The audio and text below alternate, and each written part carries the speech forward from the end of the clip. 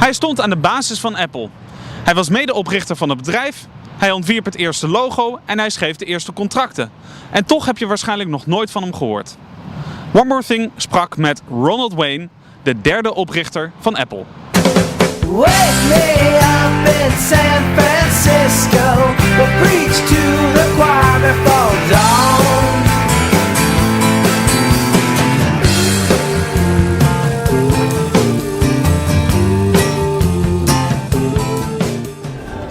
So, Mr. Wayne, we met you here at Macworld. Is this your first Macworld, or do you attend every year? No, I don't attend every year, but I was at the Macworld, I believe it was '98. Steve Jobs brought me down and set me up at the Mark Hopkins Hotel, and I was sort of a VIP character that ran around the floor with him. I'm not entirely sure why, but... But you enjoyed it nonetheless? Oh, thoroughly enjoyed, yes.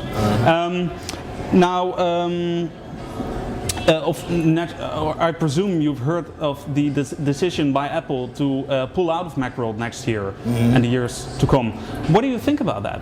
Do you have an opinion? I see it as an economic situation. It's I believe, a reflection of the economy in general, where many companies are scaling back because of the pressure of costs and declining customer base, declining because there's simply diminished amount of discretionary money out there, and companies have to do things, and I believe that is the base. It's an assumption on my part, but I believe that's the basis on which they made that judgment. Right. Now, yesterday we saw a movie, I believe you were there in the audience as well, called Machead, where they made a point that without a Macworld, there will not be a fan base for much longer. Do you agree with that? Are the fans that important, and do they really need to group at Macworld? Frankly, I don't think they do, because they're a rather dedicated group of people who were dedicated even when Apple was in the doldrums. They were still there and still active. And if the forum of Macworld isn't available, they'll probably wind up creating their own forum. So Macworld is a convenient gathering place, but I don't think that it's mandatory to their particular interest in the product and the history and so on. Understood. Now, you've been here at Macworld for a couple of days. Has this been an opportunity for you to catch up on old friends that you met during the early Apple days? Actually, there I have to be candid with you. I was only involved at the very front end. And most of the people who were involved in Apple from then to the present time were not people with whom I'd even made acquaintance. As I say, I was just strictly at the very beginning. Right, and we'll talk about that in just a minute. Now, one more question about Macworld. Since you appear in the documentary Welcome to Macintosh, do people start recognizing you now as one of the co-founders of Apple? Well, when you're walking around on Macworld? Actually, no. I guess I'm not very photogenic, whatever it is. But no, I'm not that recognizable yet. Books that have been published, like the books of Owen Linsmeyer on Mac Bathroom Reader or Apple Confidential, usually carried my passport photo from 1975. For some reason that escapes me at the moment, my appearance has changed somewhat since then. Okay, I see. Now let's dive into that history, that very interesting early history, and your role in, well, the start of Apple. Could you first elaborate on how did it start? How did you get in touch with Steve Wozniak and Steve Jobs, and how come you decided to join them in this new, very insecure company? Well, to begin with, Steve Jobs and I had worked together at Apple for some considerable number of months. He was a consulting engineer with the company, which meant that he was constantly in and out. I was senior designer and documentation manager for Atari. And we went to lunch quite frequently. He came to my home for dinner several times. We had conversations on a variety of subjects, technical and philosophical. And I knew that he was involved with this club that involved a group of people who were interested in building personal computers out of bits and pieces that they could salvage from commercial computers or business computers. And I knew that he was involved with Mr. Steve Wozniak, whom I hadn't met yet. And Wozniak was apparently putting this rather exceptional circuit together that made essentially the personal computer possible.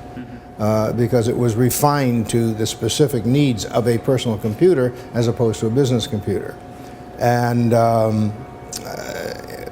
Steve Jobs was rather hesitant because there were many things that he was involved in and didn't really know if he wanted to waste his time getting involved in a business. And we had discussions on that, and I told him whatever it was he wanted to do, he could do it a lot more easily and a lot more effectively with money than he could without, and he might just as well go ahead and do it. And well, he picked that up on the first bounce and decided to go ahead and proceed with it. There was, however, an interesting sort of interplay between Steve Jobs and Steve Wozniak in that Jobs was a very focused individual who says, I'm going to go from here to there, with a reasonable sense of business. Wozniak was always the whimsical character who did all sorts of fantastic things, mostly for his own amusement. But he didn't really have a very good sense of business at that time. And for example, the basic circuit, the core of the circuit design for the Apple computer, which was Woz's creation, Wozniak had the idea that while this was going to be the core of the Apple Computer Company, he still wanted to be able to use that circuit in other places. And Steve Jobs had an awful time trying to get him to understand that's not the way the game is played. You have to, if you're going to make this commitment to the company, then the company essentially owns this property as proprietary. Steve Jobs decided the best idea was to get Woz and myself together for an evening, which we did at my apartment. And I spent the next 3 hours getting Wozniak to understand the reality of the business. Finally, he got the message across and agreed, okay, it's proprietary to the Apple Computer Company. But Steve Jobs was concerned that if he was going to have difficulties like this on this issue, there were probably going to be many issues along the way. And it seemed to him that it would be a good idea if he had a tiebreaker. So Jobs decided that we would go ahead and form the Apple Computer Company. I would draw up the contract, which I did. I had some modicum of experience in doing that sort of thing. So I drew up the contract in which Steve Jobs and Steve Wozniak each had 45% of the corporation, of the company. And then I would have 10%. And so therefore, I would be the tiebreaker because Jobs felt that I was reasonable enough to bring down a decent balance. And in case Woz decided to dig in his heels, at least he could get reasonable results from any dispute that came up. So that's how that came about. Right. Mm-hmm. Now, so you started being the tiebreaker of the two, and that's correct. And that way, very important to the start of the company. You might even say, without you, there might not have been an Apple because they would never be able to agree if you weren't there to. It's entirely possible that that's true. Mm-hmm. It is, however, I would have to say more likely that one way or another they'd work it out. Woz was not a confrontational person. Right. I mean, he had his own ideas and had his own interests, mm-hmm. and his sense of humor took over in places where it shouldn't. Right. But I don't think that would have been an ultimate deal breaker. Right. Now, after that specific evening, you weren't done at Apple yet. You said you wrote the contracts for the start of the company. I wrote the contract. What else did you do in those early days of Apple? Okay. It was rather interesting because you have to understand that I was 15 years their senior.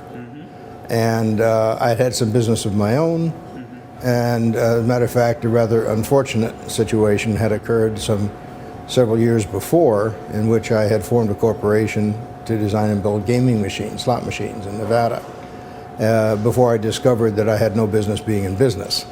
When the thing collapsed and I came back to California with $600 in borrowed money, I spent the next year and a half paying off all the obligations. I bought back all the stock, 100 cents on the dollar, because that was philosophically the way I dealt with things. But it was a rather traumatic experience. Right. And we had formed this company now with Wozniak and Jobs and myself, in which I had 10%, but it was a company, not a corporation, which meant that any of the liabilities that were there, 10% of them were mine, whether I created that liability personally or not. Jobs, I had later discovered, had gone out and sold 100 computers to a place called the Byte Shop, a retail outlet. I also learned that the Byte Shop had, excuse me, I'm coming around to the answer to your question. Sure. It's very interesting. Yeah. All right. He had sold 100 computers to the Byte Shop, and the Byte Shop, unfortunately, had a terrible reputation for not paying its bills.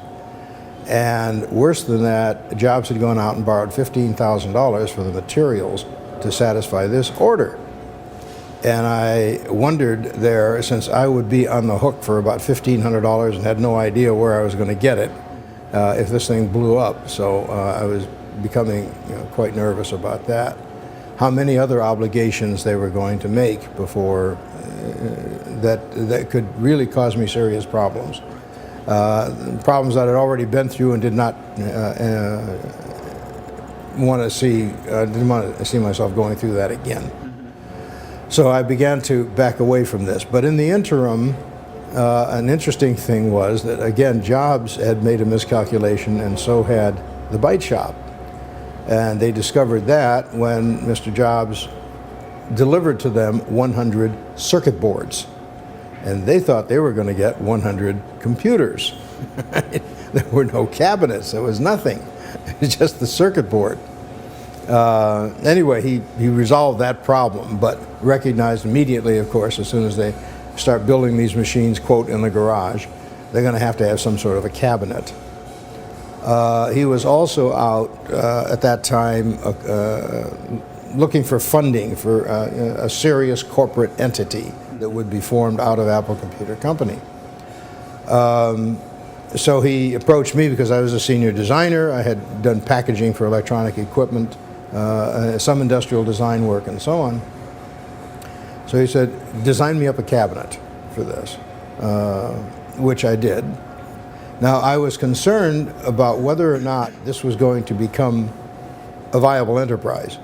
And therefore, I did not want to see thousands and thousands of dollars spent on tooling for a cabinet for a product that might not go anywhere. And at that time, who knew? My crystal ball had blown a fuse, and I couldn't tell you whether it was going to succeed.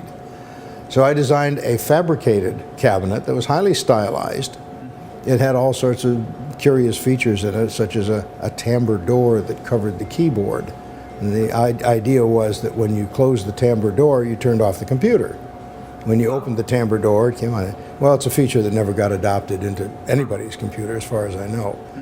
Nonetheless, I had done this, and Steve was modestly happy with the idea, but the cabinet was never built.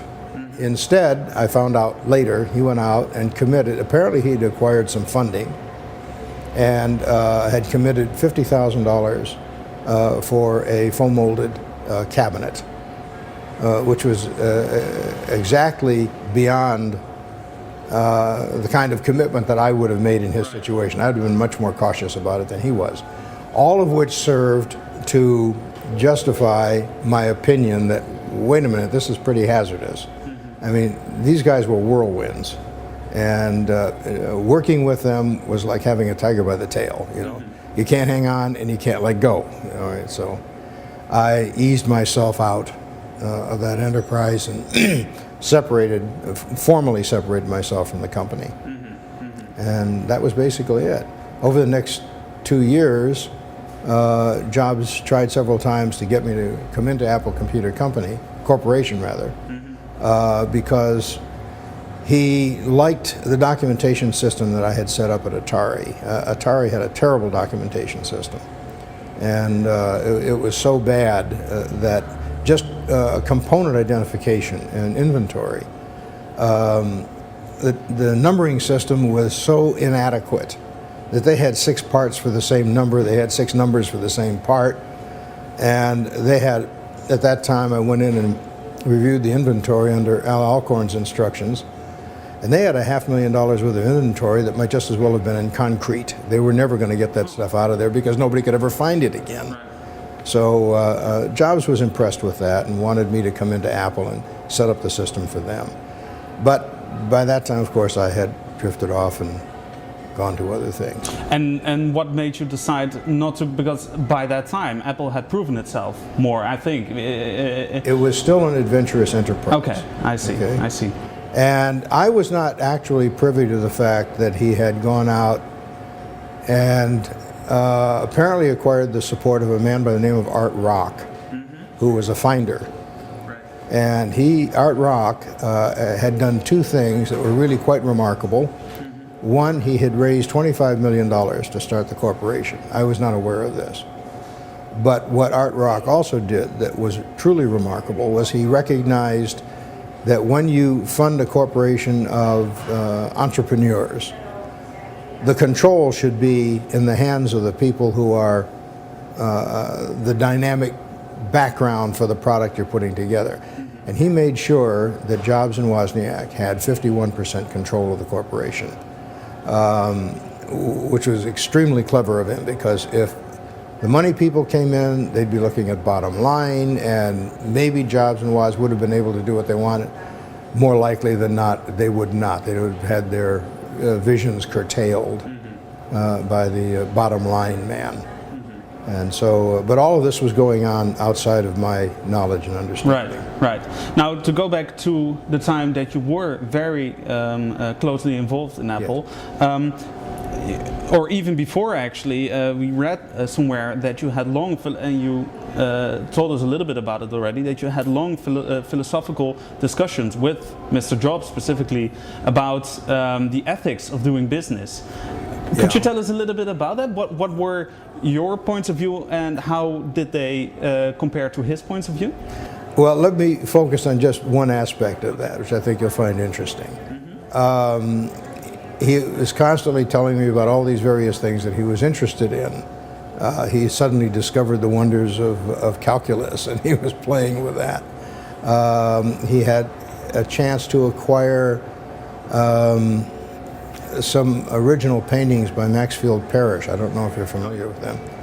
And apparently they needed some work for restoration, and he wanted to get involved in that. And all these various things that he wanted to do, aside from that, and these are just peripheral items. And one comment I made to him at the time was, go ahead, found Apple Computer. It promises to be something very, very successful. If it succeeds, it'll really be monumental. I said, but don't forget what you wanted the money for. He forgot. Did he remember afterwards, or no? He lost his. I think, and this is my own personal opinion. Of course, yeah. People develop a technique, a method, a procedure for going after something in order to achieve a certain end. But in the process of doing this, he became, in this particular situation, so involved in the business of forming a company, energizing a company, letting the creative juices flow and all the rest, that the business of doing business itself became a dynamic for him and all-encompassing, so that anything else, whatever he was going into this for, just drifted away. It was gone. And a lot of people get caught up in this kind of thing. Right. Now, you mentioned already that Mr. Jobs set you up at a nice hotel 8 years ago, or 9 years ago by now, actually. Yes. No, sorry, even 10, well, a while ago. Okay, yeah, 10 years ago. 10 years ago, there you go. Have you besides that point, have you ever spoken with him or Mr. Wozniak? Do you still keep in touch, or did you really? Okay. No. There was a time before that where, okay, while we were working together at Atari, apparently he had access to some money that he could use for establishing a business or whatever. He knew I had an interest in slot machines, and he said, I can come up with $50,000, let's go into the slot machine business. And I told him that would be the quickest way in the world to lose $50,000. That's really not the way you wanted to do it. Okay. And after I had started up with them in the Apple Computer Company, and that had drifted away into the distance, and he was off doing his thing and I was doing mine. I actually had some interesting ideas as to how a slot machine company could be put together on a different philosophical base. And I approached him on that and said, what about you getting some finder together to introduce me to, or whatever, that we could go ahead and now do a slot machine, because I had a new idea for how to do it. And it had less to do with the mechanics of the machine, although it was going to be an electronic machine that looked mechanical in an age when slot machines were mechanical. All right. But the idea revolved around packaging, that casinos took on stylizations at that time. You had Western casinos, you had Asian casinos, you had all these various stylizations that were taking place.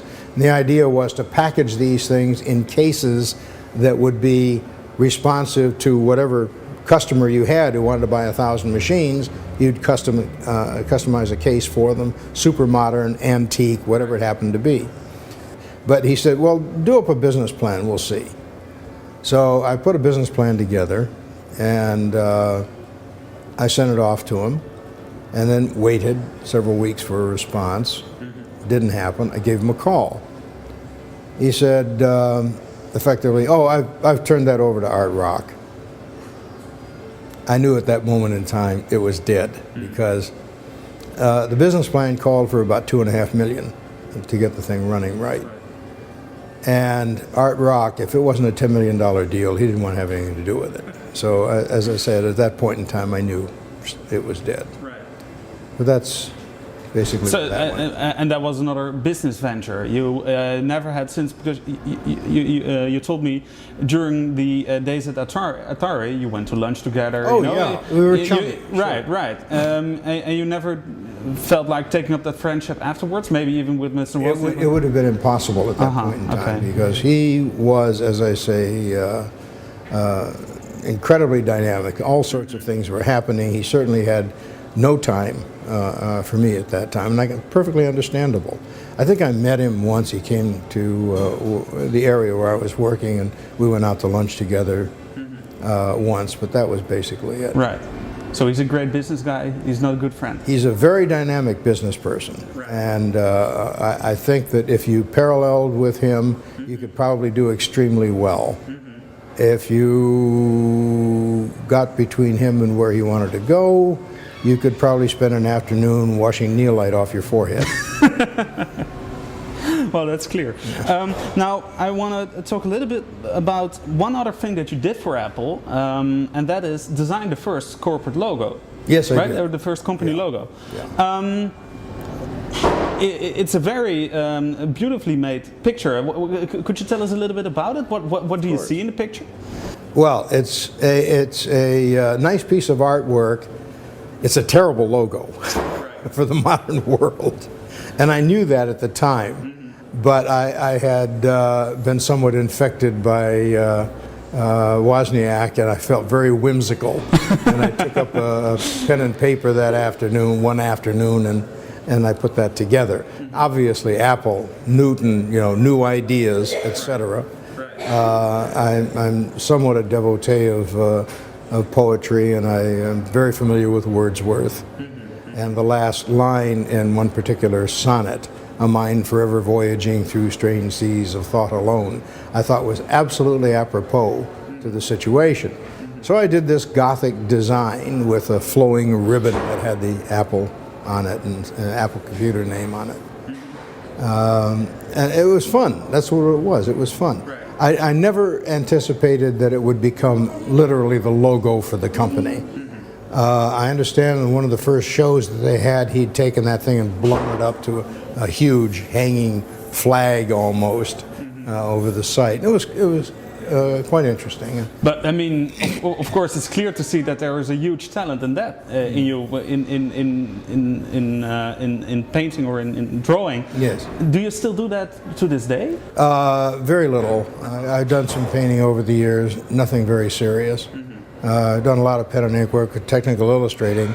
I have been an industrial engineer for small companies, which means in a small company you wear 6 or 7 hats. And so that's why I went to work for small companies, because I was never a niche employee where, today's world everything is specialized. I'm more of a 19th century sort of a guy. You have a guy like Eiffel who comes along and controls this gigantic pyramid of designers and draftsmen and engineers and so on to eventually produce something like Eiffel's Tower, or the core architecture of the Statue of Liberty. And but the point was that there was nobody in that whole pyramid of people whose job Eiffel could not do. That was 19th century. All right. Today, a CEO knows nothing of the skills and abilities of the people in this giant corporate enterprise that he runs. Me, I like to get in there and I want to do the thing from beginning to end, from concept to prototyping to troubleshooting to then doing the industrial plan for how you're going to produce this, custom testing and assembly equipment, on, off, even into the marketing of the things. I mean, the more things I can get my fingers in, the happier I am. Like I said, it's 19th century. And now that we are talking about that, could you mention a couple of examples? What have you been doing after leaving Apple? The one big enterprise I undertook as a job was for a company by the name of Thor Electronics. And I got in there because they decided they wanted to get into the slot machine business. So they engaged me for a year and a half to build a machine from the ground up, and then we would go in to the slot machine business. They had been in the business of connectors and cables. IBM was a big customer of theirs, and they did disk drives. I mean, supercomputer disk drives and that sort of thing. And they were doing extremely well and wanted to diversify, and they hit on this idea. It's a rather complicated story of how they found me, but they wanted me to come in and do this for them. I said, fine. So I went off to Arizona because it was illegal to build slot machines in California. And they had a plant in Arizona, and I spent a year and a half, and I built this machine from the ground up.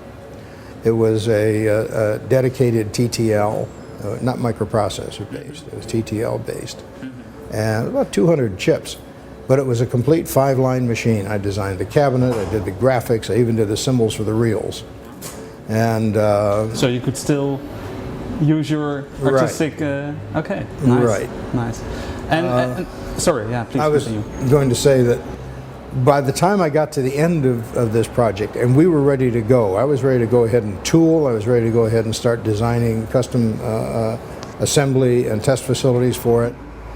By that time, the gaming industry had changed.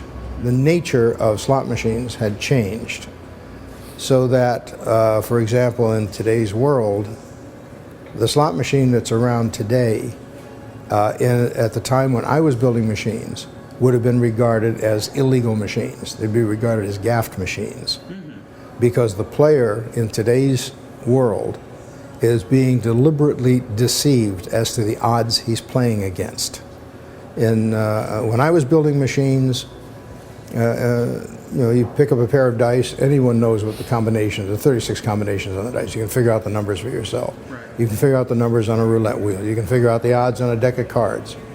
And when you had mechanical machines, there were 20 pictures on each reel, 3 reels, 8 20 times 20 times 28,000 combinations. You know what the odds are in the game you're playing. If you want to play against those odds for the money you're going to get back for it, you're a big boy, and the Gaming Commission says, fine, that's what you want to do, that's great. But unfortunately, in today's machines, the game is played not on the reels, even the mechanical reels that you're looking at. The game is played in the electronics. And instead of playing against a 20-stop reel, you're playing against a 256-stop reel. They're dealing the game in the back room and coming out and saying, you lose. And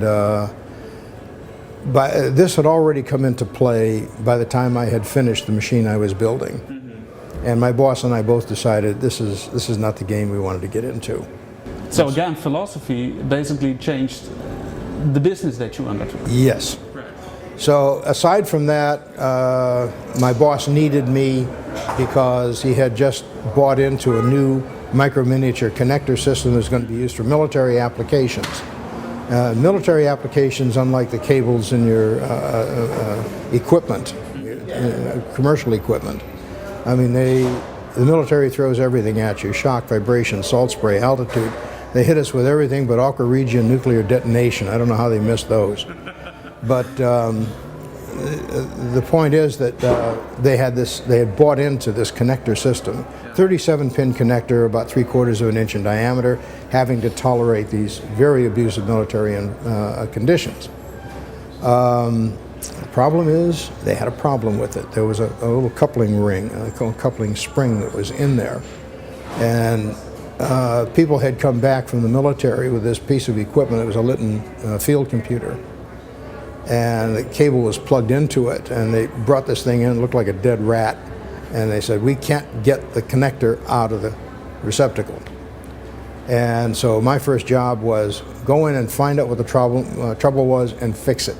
Well, it had to do with tolerancing of the components. You get the tolerancing down tight enough where it's manufactured, put the tolerancing in the right places, and the problem was solved. Okay. So from thereafter, I was doing this cable system, because every time they had a new application for this field computer, there was a different cable. So I spent the next, I guess it was about 10 years on that, designing and building cables for this particular application. Then there were other products that came along. All in all, I spent over 16 years as chief engineer at Thor Electronics. I was chief engineer because I was the only engineer. I was also the chief draftsman. Essentially, I ran the documentation, engineering, and design. I was all of these at one time. Perfect job for me, and I had an absolutely delightful time. Now, you said that, in these days, it's very hard to get a job like what you just mentioned, where you oversee an entire company, basically. What do you do these days in order to still be happy in the work that you do? Because it's very hard, that's what you said. Actually, however, unintentionally, I am retired. Okay. And I do not want to be retired. Right. Okay. I live in Pahrump, Nevada, which is predominantly characterized by sand fleas and Gila monsters. There's not much going on out there. But there I am. I really haven't had formal employment for the past 4 years. But a boss that I had many years ago has come up with a product for a transoceanic connector. This thing goes on ocean floors where you throw the cables overboard and an ROV goes down and can plug the two together. It's a wet mateable connector. And he's had this idea, but he's a consulting engineer, and all of his time is taken up, so he's said, we worked so well together on this kind of thing in the past that I telecommute with this. He gives me the problem, I send him the designs, and then we haggle back and forth as to whether this should be that or whatever. So I have this little project going on probably for another 6 months, which provides me with some nominal income. But basically that's it. Okay. Now to go back to Apple, but Apple in the current days. First of all, do you still use an Apple computer? Have you been using Apple during the years? I have always had a very specialized requirement for computers, so that all the computers I've ever owned have always been custom built. And So I've really never owned an Apple because it wouldn't serve my specific needs. I design all sorts of things. I designed the computer needs that would satisfy my requirements, and then I had a guy put it together to do exactly that, and literally nothing else, because it didn't need it for anything else. And even these days, like for emailing or whatever? The functions are there, and I simply use them. I can't see having two separate computers to do functions that can all be done by one computer. It might come as something of a shock to the Mac world people, but no, I've never. Well, so as long as you're not a PC user, I think you'll be in the clear on that.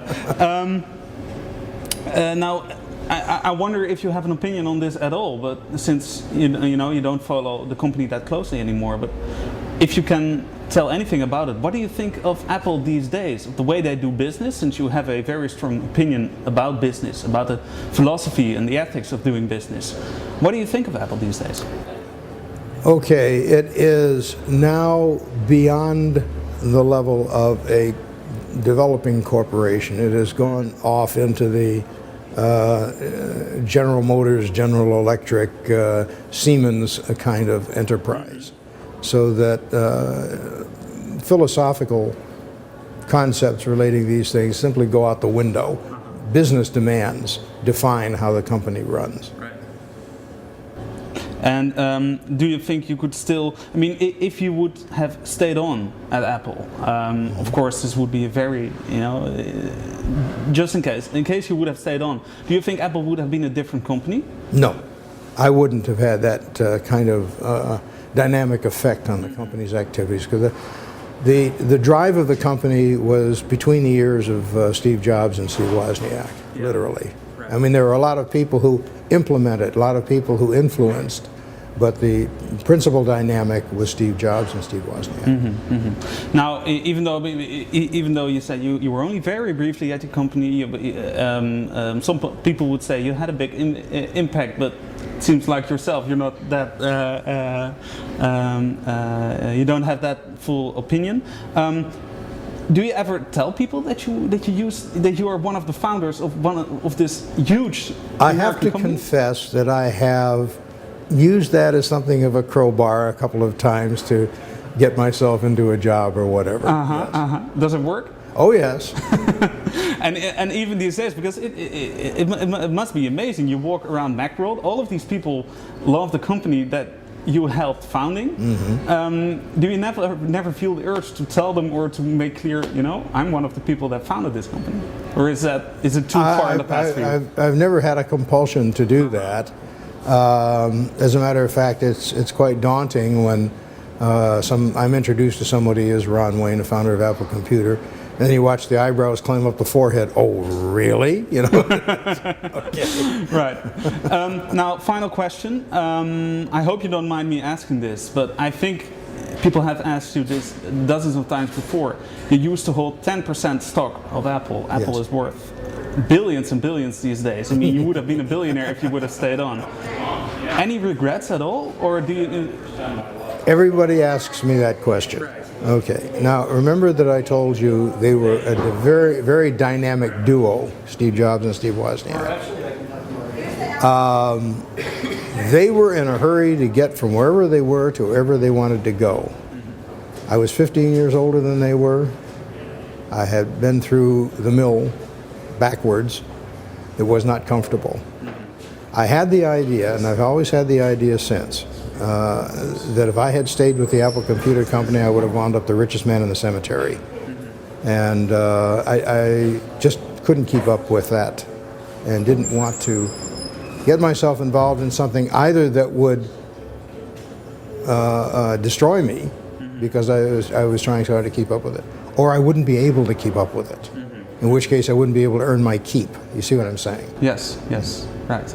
Well, we are very happy that you made this decision so we could talk to you today. Thank you so much for talk to us, Mr. Wayne. Thank you for the opportunity to get some thoughts out. Thank you.